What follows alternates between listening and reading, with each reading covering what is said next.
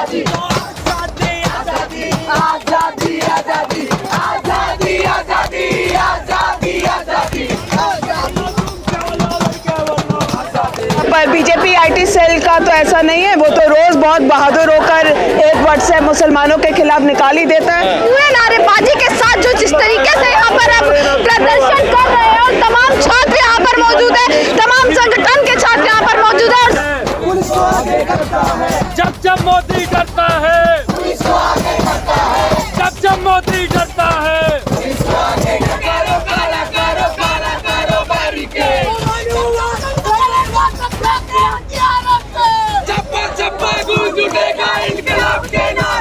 कह रहे रातों रात आप गिरफ्तारी करें, इसका मतलब सरकार को अपने उस पर कॉन्फिडेंस नहीं है। उसको मालूम है कि वो ऐसा काम करे जो रात के अंधेरे में ही हो सकता है।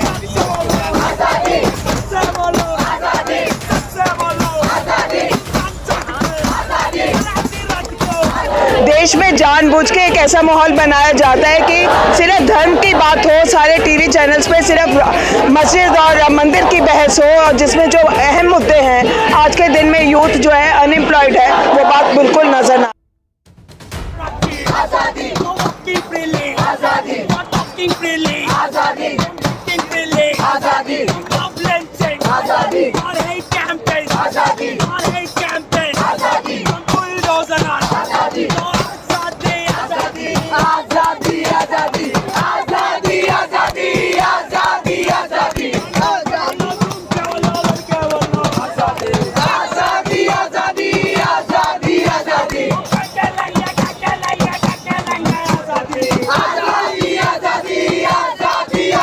नमस्कार, मैं नामनी शर्मा सजग भारत में एक बार फिर से आप सभी का स्वागत करती हूँ और इस वक्त दिल्ली यूनिवर्सिटी नॉर्थ कैंपस में मौजूद है और यहाँ पे तमाम जो है दिल्ली में अब एक बार फिर से बवाल मच गया। दिखा देती हूँ कि छात्रों का प्रदर्शन एक बार फिर से एडीयू के छात्र जो है सड़कों पर उतर चुके हैं और अब की बार जो मुद्दा है जो प्रोफेसर है जिन्होंने कुछ टिप्पणी की जिसके बाद उन्हें अरेस्ट कर लिया गया और इस पूरे मामले को लेकर अब जो डीयू के छात्र है वो यहाँ पर प्रदर्शन कर रहे हैं। एक बार फिर से दिल्ली की सड़कों पर यहाँ पर छात्रों का प्रदर्शन है, पूरा आर्ट से कल्टी है और सिक्योरिटी तमाम सिक्योरिटी यहाँ पर मौजूद।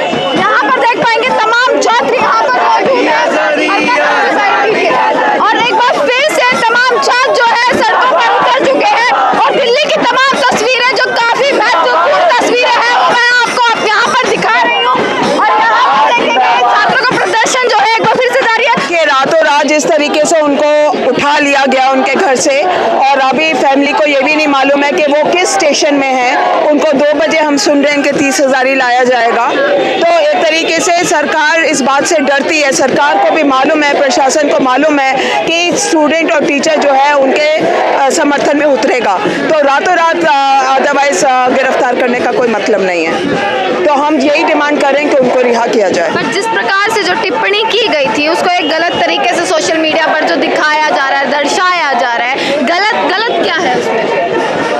गलत तो ये है कि देखिए सरकास्टिकली उन्होंने किसी बात को लिखा, उसके ऊपर बहस हो सकती है। उसका सार ये है कि एज ए हिस्टोरियन वो ये कह रहे हैं कि ये शिवलिंग नहीं है। ये उनका एक विचार है, वो रख सकते हैं, पर उसके ऊपर जिस तरीके से टिप्पणी आई और उनके बेटे को मारने की धमकी, उनको मारने की धमकी, बजाय पुलिस ये कि उसका संज्ञान ले, वो उस टिप्पणी का संज्ञान ले रही है। पर ये कहने से पहले कहीं ना कहीं कोर्ट का जो फैसला था वो सुनने की जरूरत थी।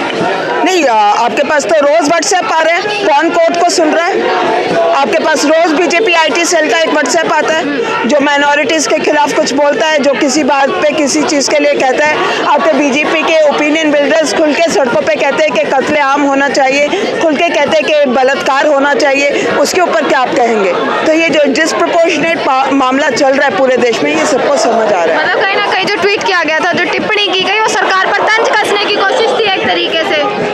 मतलब ये कि जो हंगामा करने वाले एलिमेंट्स हैं उन पे तंज कस रहे थे। तो क्या कोई विचार भी नहीं रख सकता क्या अपने? बिल्कुल सही बात है, विचार रखने की स्वतंत्रता होनी चाहिए। यही बात तो हम कह रहे हैं कि एक बहस हो, अगर उनकी बात रखने का तरीका किसी को पसंद नहीं आया तो उसके ऊपर बहस हो, उसके ऊपर गिरफ्तारी या उनको जेल भेजने की बात नहीं हो सकती।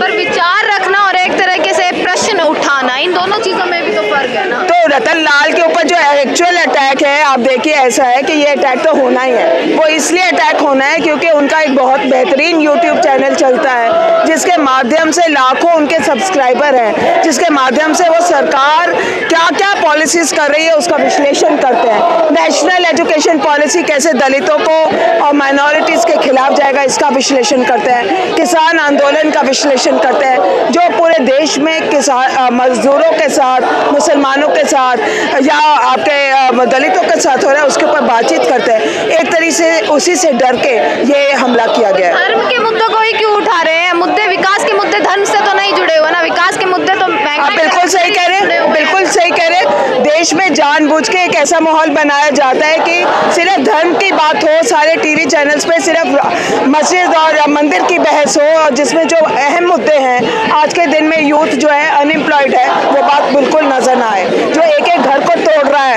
महंगाई तोड़ रही है, वो नजर ना आए।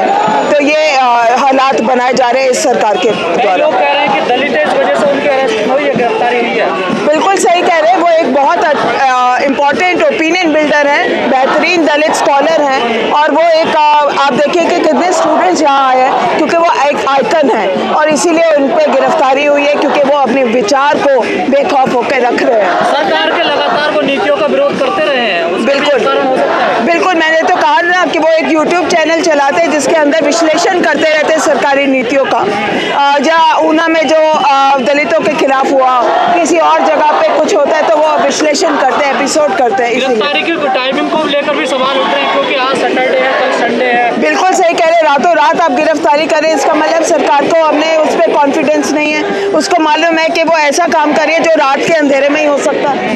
एक तरीके से आप पकड़ के ले जा रहे, उठा के ले जा रहे हैं। और वो तो लगातार कह रहे हैं मीडिया के सामने कि मैं पुलिस का सहयोग करने के लिए तैयार हूँ, तो आखिर रात में ही क्यों गिरफ्तारी हुई? देखिए, मैं तो ये समझ रही हूँ आज पूरा देश जो है ना दो उसमें बटा हुआ है, जो कॉन्स्टिट्यूशन को मानते हैं और जो कॉन्स्टिट्यूशन को नहीं मानते। रतन लाल जो कह रहे हैं कि मैं समर्थन करूँगा, मतलब मैं जो भी मुझे न्यायपालिका में हो चाहे मुस्लिम पुलिस है मैं उसका सहयोग करूँगा। एक तरीके से उन्हें अपने कॉन्स्टिट्यूशन पे भरोसा है, उन्हें एक भारत पे भरोसा है, लेकिन जो लोग उनकी गिरफ्तारी कर रहे हैं उन्हें नहीं है। भावनाएं ऐसी होगी कि कुछ भी कोई बोले तो ठेस पहुंच जाती है कि इतनी कमजोर हो गई। पर बीजेपी आईटी सेल का तो ऐसा नहीं है, वो तो रोज बहुत बहादुर होकर एक व्हाट्सएप मुसलमानों के खिलाफ निकाल ही देता है। तमाम व्हाट्सएप ग्रुप्स के ऊपर, फेसबुक ग्रुप्स के ऊपर उनके लोग लिखते रहते हैं। वो उसमें किसी की भावनाएं वो आहत नहीं होती। जो जहांगीरपुरी में हुआ, जो राम नवमी के नाम पे पूरे देश में हुआ, क्या उससे किसी की भावनाएं आहत नहीं हो रही? लगातार कह रहे हैं कि मेरी जान को खतरा है, मुझे AK-56 सरकार लाइसेंस दे और उसकी ट्रेनिंग भी दे कमांडो। नहीं, एक तरीके से ये सरकार के ऊपर टिप्पणी है ना कि एक आम आदमी अपने आप को कितना लाचार महसूस करता है जब वो मॉब को आते हुए देखता है। एक मॉब बन रहा है जो मारने को तैयार है, आपको लिंच करने के लिए तैयार है, आपके बच्चे को मारने को तैयार है। तो इस तरीके से वो कह रहे हैं कि मुझे फिर कुछ हथियार दिया जाए, मैं अपने को कैसे बचाऊं। लगातार धमकियां मिल रही हैं, तो सरकार या पुलिस का उस धमकियों के ऊपर कोई नजर नहीं है ना। जो कह रहे हैं मैं आपको मार दूंगा उसके ऊपर कोई नजर नहीं है। उनके यही शो के बाद बनाया जा रहा है। बिल्कुल आप सही कह रहे हैं, वही मैं बोल रही हूँ कि जो उस टिप्पणी के नीचे बातें लिखी गई और उनके बेटे को उनके ऊपर निशाना बनाया गया, सरकार और पुलिस उसको अनदेखा कर रही है। लेकिन लोगों ने शायद वो पोस्ट पढ़ी भी नहीं, उन्होंने लिखा यदि शायद वो सिबलिंग है, तो यदि शायद लगा रहे तो सिबलिंग प्रूफ नहीं हुआ ना कि अभी सिबलिंग है या नहीं है। बिल्कुल आप सही कह रहे हैं। देखिए, सरकास्टिकली उनका बात लिखने का तरीका यह है कि एज अ हिस्टोरियन वो समझते हैं कि ये शिवलिंग शायद नहीं है, तो इसमें क्या प्रॉब्लम है? अभी तो कोर्ट ने भी नहीं कहा सिबलिंग है। बस इस्तेमाल हुआ वो कहीं ना कहीं एक धर्म से जुड़ी हुई चीज़ है। अरे जो पोस्ट के नीचे माँ बहन की गालियां दे रहे हैं उसके अंदर आपको कोई भावनाएं नजर नहीं आ रही क्या? भावनाएं कहाँ पे हैं? ये तो जानबूझ के भावनाओं का एक अजीब सा कुचक्र बनाया जा रहा है और एक ही तरफ की भावनाओं को बताया जा रहा है। जो नीचे लिखा गया है वो कितना वायलेंट है वो आपको नजर आना चाहिए।